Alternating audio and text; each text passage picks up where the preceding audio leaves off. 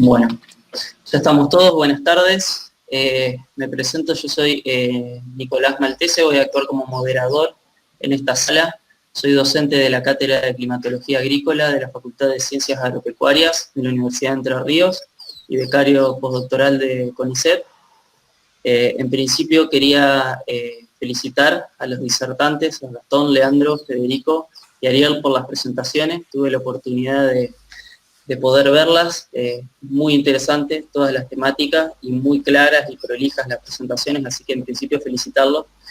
Y bueno, también comentarles a la audiencia que a la derecha en el chat van a ir pudiendo en esta sesión de preguntas ir plasmando sus dudas, consultas, comentarios, aportes, así podemos ir interactuando con cada uno de los disertantes. Veo que hay más gente, así que bueno, los invito a participar en el chat y sumar con algunas preguntas. Bueno, como les comenté anteriormente, yo tuve la oportunidad de mirar las presentaciones y fui colectando algunas preguntas y consultas que pueden llegar a aportar. Bueno, Ariel,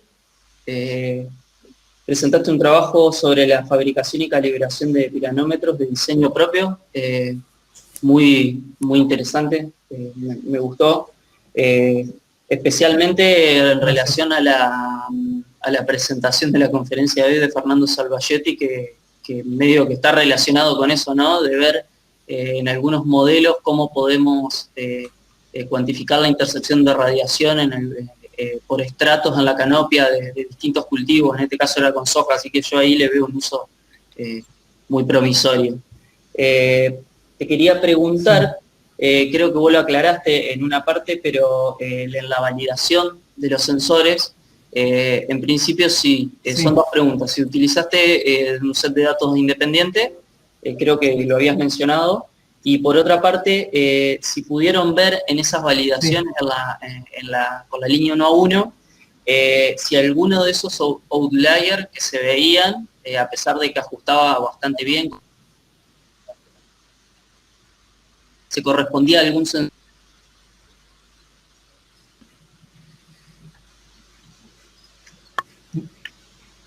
No terminé de escuchar la segunda pregunta, no sé si se les cortó. Se cortó. Sí.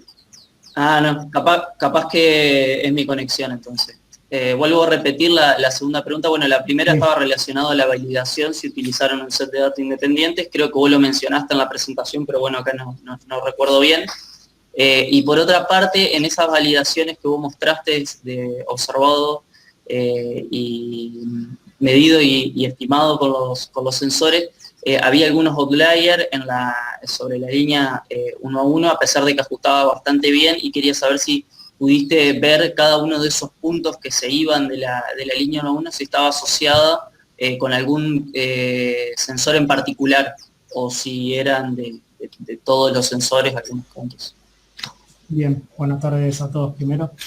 Respecto a la primera pregunta, sí, se utilizaron datos obviamente del mismo lugar, las mismas configuraciones generales, de días posteriores, de pocos días posteriores. Los datos que se usaron para la calibración fueron de 4 o 5 días, no me acuerdo.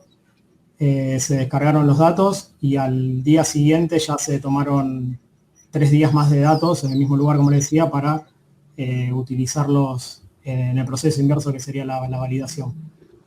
Con respecto a los outliers, no fue particular de ningún sensor en particular, digamos.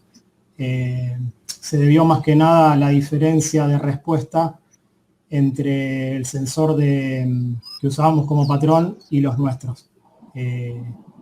Digamos, cuando el día es nublado, por ejemplo, los sensores fotovoltaicos son sensibles a ese pasaje de nube, si se quiere, y lo detecta.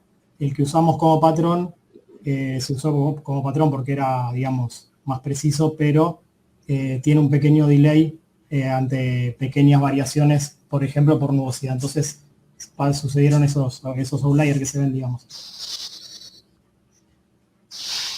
Buenísimo. Muchas gracias, Ariel. Muy claro. Bueno, sigo con otro de los trabajos, el que presentó Leandro, en donde determinó coeficientes de desagregación temporal para construcción de curvas IDF en la ciudad de Rosario. Muy interesante, yo la verdad que no estoy muy vinculado al tema, pero traté de seguirlo lo más posible. Me gustó mucho, me pareció que tiene que es una información y tiene una aplicabilidad importante. Vos mencionaste algo relacionado en los aportes en ingeniería civil. Lo que te quería preguntar es si conoces o si lo han evaluado o lo han pensado en utilizar esos datos como índice de erosión de suelo, metiéndolo en las curvas, en las ecuaciones de pérdida de suelo, por ejemplo. Te lo pregunto porque acá en la provincia de Entre Ríos tenemos una problemática bastante particular con la erosión hídrica.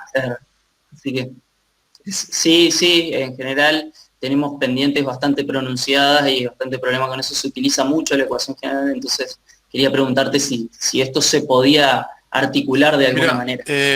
No está pensado a priori para utilizarse en casos de erosión, digamos. No sé bien tampoco cómo funciona, digamos, si hay una ecuación específicamente para eso. Vos te estás refiriendo específicamente a erosión por río, ¿no? A erosión fluvial. Erosión, sí, la ecuación general de pérdida de suelo estima la cantidad de toneladas que se pierde por ciertas características en cuanto al manejo. Está más orientado a la parte los parámetros que tiene en cuenta es la intensidad de las precipitaciones. Claro, okay. Soy más de ese palo, por eso te preguntaba si tenía algún tipo de aplicabilidad o lo habían pensado más allá de su aplicación en ingeniería civil. Mira, yo como soy ingeniero de recursos hídricos lo tomé para el lado de río, por eso, pero dentro de la parte agronómica la verdad que no desconozco un poco las ecuaciones, digamos, en ese sentido. Pero si vos me decís que utilizan, digamos, coeficiente de maximización de intensidades, probablemente se pueda usar. Porque de hecho, digamos, la utilidad de estas curvas son que maximizan las intensidades, digamos, y el coeficiente de desagregación lo hace para duraciones de eventos menores a 24 horas, ¿no? Claro. Sí, entonces me parece que si utiliza estos coeficientes de maximización de intensidades, sí se podrían usar. Lo que sí, digamos, esto está como figura ahí, está hecho para la ciudad de Rosario porque se digitalizaron fajas pluviográficas de esa estación. Y digamos, es tedioso, digamos, todo el trabajo de hacerlo para estaciones extras, ¿no? Por eso generalmente se usa un poco la parte de regionalización, digamos, utilizar coeficiente de otro lado, que sabes que funciona en otro lado y ver cómo se vinculan con otro sitio particularmente, ¿cierto? Pero si realmente maximizan las intensidades para cálculo de erosión superficial sería, yo supongo que sí, se podría usar. Buenísimo. Sí, yo creo que bueno, que estaría interesante. De hecho, bueno, se los podemos proponer a la estación agrometeorológica del INTA. Cuentan con esta información. De Paraná, me decís, sí. INTA Paraná. Sí, INTA Paraná. Ajá. Bueno, muchas gracias, Leandro. Seguimos con Gastón. Gastón presentó un trabajo de validación de datos meteorológicos satelitales obtenidos del proyecto NASA Power. Tenía algunas consultas. Gastón, no sé si me escuchás, porque no te puedo ver, pero me imagino que me debe estar escuchando bien. Te quería preguntar respecto a las temperaturas. Había, cuando las separaban estacionalmente, había mayor error y un mayor sesgo, si no me equivoco, en la estación invernal. Quería preguntarte si lo habían podido analizar o discutir las causas de por qué se dan esas variaciones estacionales, ¿no? En cuanto al sesgo y al error. Hola, bueno, te saludo nuevamente, Nicolás. Hola a todos. Mirá, cuento un poco el contexto de este trabajo. Estoy empezando a hacer mi tesis de maestría, y esto fue el primer que hicimos con la tesis de maestría. Y son las primeras localidades que estoy trabajando bueno, son las primeras localidades que estoy evaluando para ver, bueno, cómo es la validación y cómo funcionan estos datos modelados a partir de información satelital del proyecto de la NASA. La verdad que es poca información todavía para poder sacar alguna conclusión, y los datos son un poco dispersos. En algunas localidades el error es en invierno, otras cuando quizás analicemos un poco más, podamos llegar a alguna conclusión un poco mejor. Pero con 5 localidades creemos con mi directora que todavía es poco para sacar conclusiones sobre el tema. Bueno, muchas gracias, Gastón. Otra consulta te hago. Sí. Si tienen pensado ampliar, con esto en relación a lo que mencionaste, si tienen pensado ampliar estas validaciones en otros puntos del país, pensando en la variabilidad no solo de las temperaturas, sino también de las precipitaciones.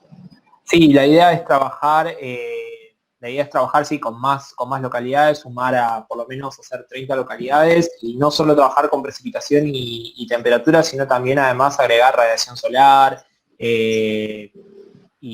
radiación solar principalmente, para calcular evapotranspiración, porque la idea es, con estos datos, una vez que estén validados, utilizarlos para calcular un índice de sequía, que ese es el tema de mi tesis de maestría. Así que sí, la idea es continuar trabajando y ampliar el análisis. ¿Qué pasó? Nosotros, cuando trabajamos con la precipitación, hicimos el análisis mensual, pero no encontramos forma de ponerlo en el trabajo que se extienda más. Entonces, bueno, quedamos con el análisis diario, y después, bueno, el análisis mensual está hecho, y da bastante bien, las correlaciones dan bastante bien. Así que, bueno, será motivo para otra publicación, y bueno, y después, cuando ya ampliemos el rango de localidades y el rango de variables meteorológicas, va a estar bueno, pero por los datos preliminares, parece ser que andan bastante bien. Y más que nada porque la problemática en Argentina es que las estaciones meteorológicas de superficie son pocas, y quedan grandes extensiones de superficie sin cubrir. Entonces, bueno, si estos datos van bien, se pueden usar tranquilamente para calcular índices, balance hídrico del suelo, todas las aplicaciones que tiene. Muy interesante, Gastón. Un lindo tema de tesis, así que bueno, muchos éxitos con eso. Y sí, gracias. Como vos decís, me parece que, como vos mostrabas en algún mapa, también cambia mucho la densidad de estaciones a lo largo del país, y entonces me parece que está una herramienta muy interesante para seguir validándola, ¿no?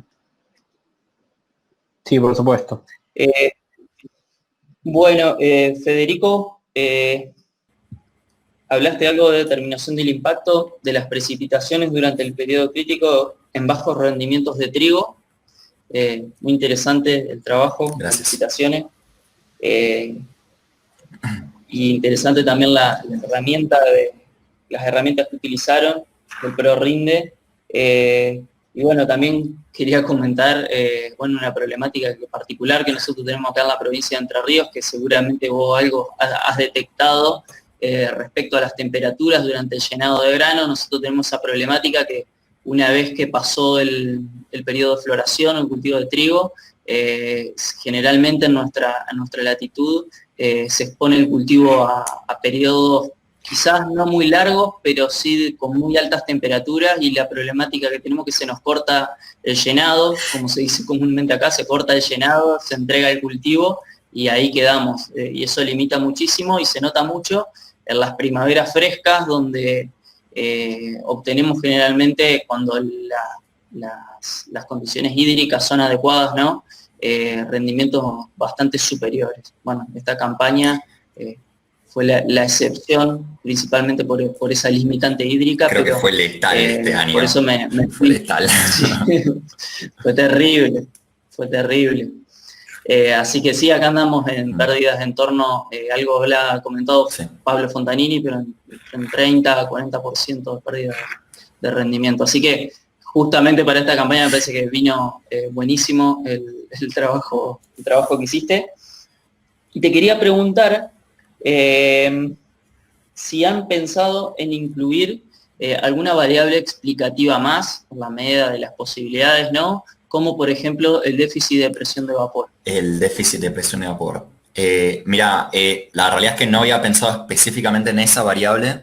Sí pensamos en la idea de poder incluir otras variables adicionales y la que está por lo menos tentativa es la humedad relativa en un principio.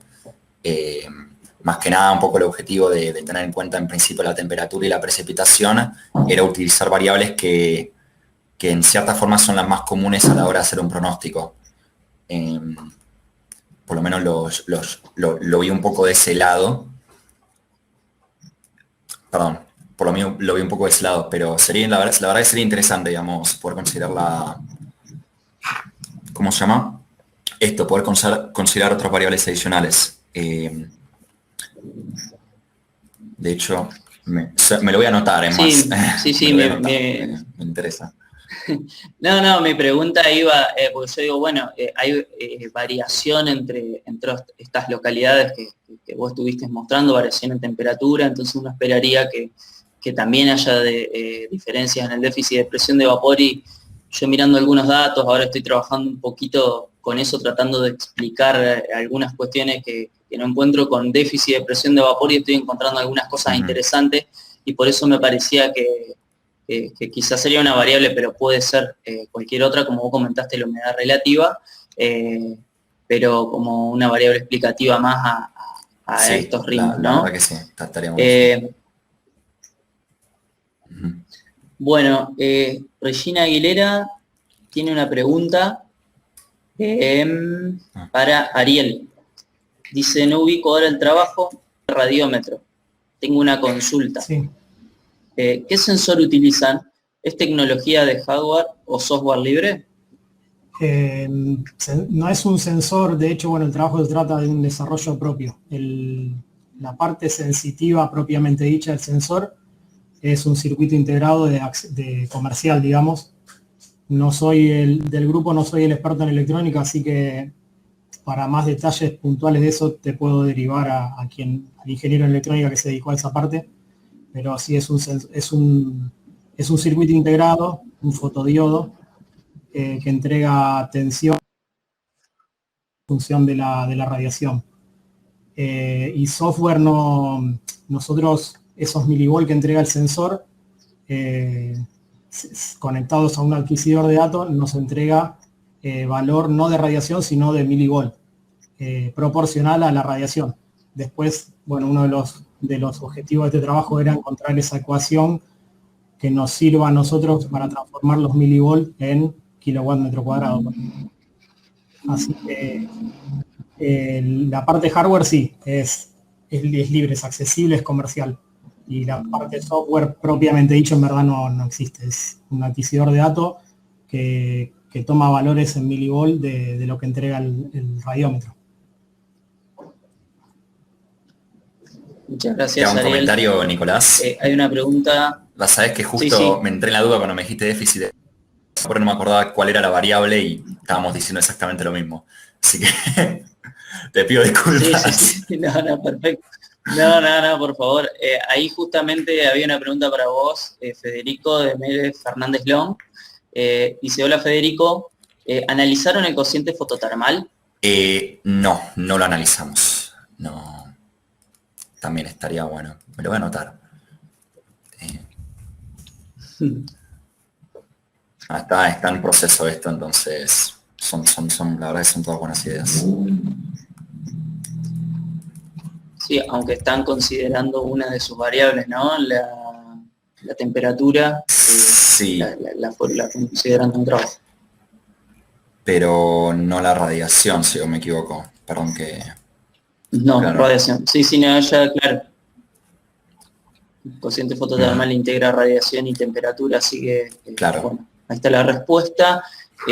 Por otro lado, Regina, Aguilera da las gracias por la respuesta, Ariel. Dice Mel Fernández Long, en sitios con bajo rendimiento en trigo, el Q te puede dar respuestas. Bueno, ahí hay una punta, me parece, Federico. Le hago un comentario, primero dos comentarios. Vi tu charla y me pareció buenísima. Y la verdad que, nada, me encantó esa charla. En primer lugar eso. Y sí, ahora que me acuerdo, vimos la tasa, lo que sí revisé de un trabajo, no me acuerdo de quién era, de la tasa fototermal, que justamente relacionaba acerca de un periodo crítico, a partir de la tasa fototermal y cómo se relacionaba con la cantidad de granos. Así que sí, efectivamente, la verdad que sería bastante bueno poder meterme un poco más en ver cómo responde el trigo en cuanto a eso.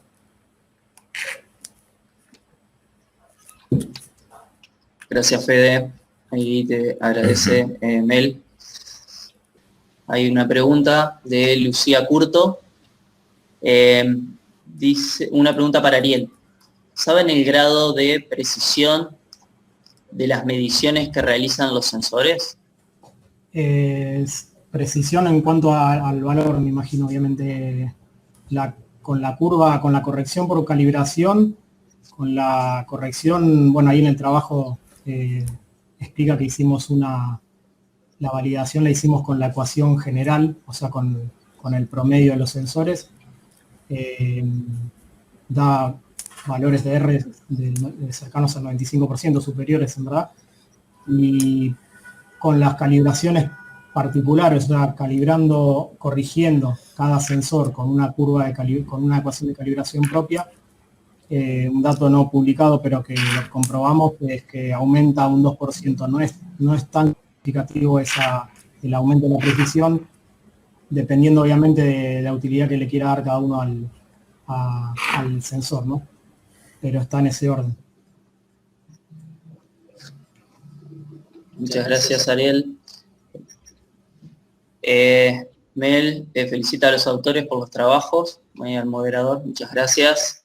Igualmente por la presentación de hoy, muchas gracias, muy buena la charla.